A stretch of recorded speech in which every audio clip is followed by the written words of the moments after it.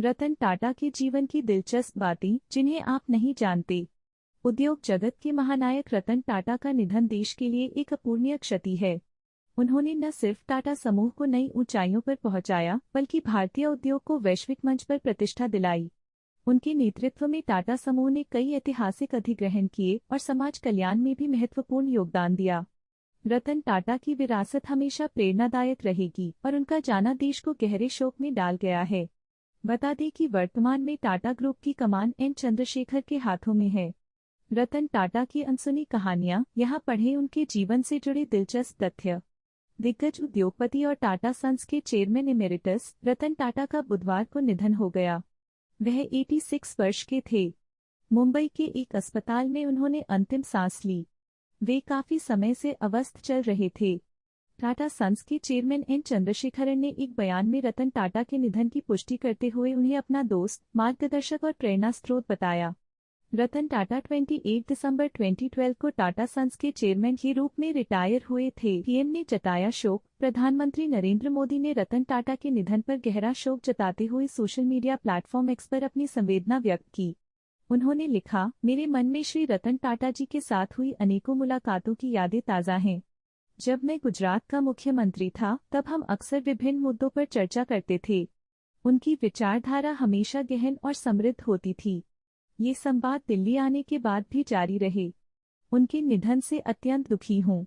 इस दुख की घड़ी में मेरी संवेदनाएं उनके परिवार, मित्रों और प्रशंसकों के साथ हैं। ओम शांति। रतन टाटा के बारे में, साल 1937 में जन्मे रतन टाटा का पालन पोषण 1948 में उनके माता पिता के अलग होने के बाद उनकी दादी नवाजबाई टाटा ने किया था। रतन टाटा साल 1962 में कॉर्नेल यूनिवर्सिटी से बीआर की डिग्री प्राप्त की थी। 1962 के अंत में भारत लौटने से पहले उन्होंने लॉस एंजलिस में जोन्स और इमंस के साथ कुछ समय काम किया। 2008 में भारत सरकार ने उन्हें देश का दूसरा सर्वोच्च नागरिक सम्मान पद्म विभूषण प्रदान किया था।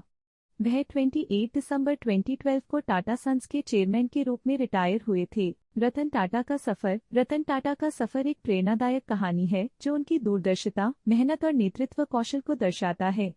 जब रतन टाटा ने संभाली कमान, रतन टाटा की उल्लेखनीय यात्रा तब शुरू हुई जब उन्होंने साल 1991 में ऑटोमोबाइल से लेकर स्टील तक के विभिन्न उद्योगों में फैले टाटा समूह की बागडोर संभाली। साल 1996 में उन्होंने टाटा टेली सर्विसेज की स्थापना की और 2004 में टाटा कंसल्टेंसी सर्विसेज टीसीएस को सार्वजनिक रूप से सूचीबद्ध करवाया, जो कंपनी के लिए एक महत्वपूर्ण मील का पत्थर साबित हुआ। रतन टाटा के नेतृत्व में ऐतिहासिक अधिग्रहण 1 टेटली 2000 टाटा टी द्वारा 450 मिलियन अमेरिकी डॉलर में ब्रिटिश चाय कंपनी टेटली का अधिग्रहण किया गया। यह भारतीय कंपनी का सबसे बड़ा अंतर्राष्ट्रीय अधिग्रहण था। 2 कोरस 2007 टाटा स्टील ने 6.2 बिलियन पाउंड में यूरोप की दूसरी सबसे बड़ी स्टील निर्माता कंपनी कोरस का अधिग्रहण किया। यह भारतीय स्टील उद्योग का अब तक का सबसे बड़ा सौदा था। 3 जैग्यूअर लैंड रोवर 2008 टाटा मोटर्स ने 2.3 बिलियन अमेरिकी डॉलर में प्रतिष्ठित ब्रिटिश कार ब्रांड जैग्यूअर और लैंड रोवर का अधिग्रहण किया। यह सौदा टाटा मोटर्स के लिए एक बड़ी सफलता साबित हुआ और कंपनी को वैश्विक ऑटोमोबाइल बाजार में मजबूती दी। टाटा ग्रुप की कमान किसके हाथ? रतन टाटा की सेवानिवृत्ति के बाद टाटा ग्रुप की कमान एन चंद्रशेखरन के हाथों में है। उन्होंने 2017 में टाटा सन्स के चेयरमैन का पदभार संभाला था। एन चंद्रशेखरन इससे पहले टाटा कंसल्टेंसी सर्विसेज के सीईओ और मैनेजिंग डायरेक्टर रह चुके हैं।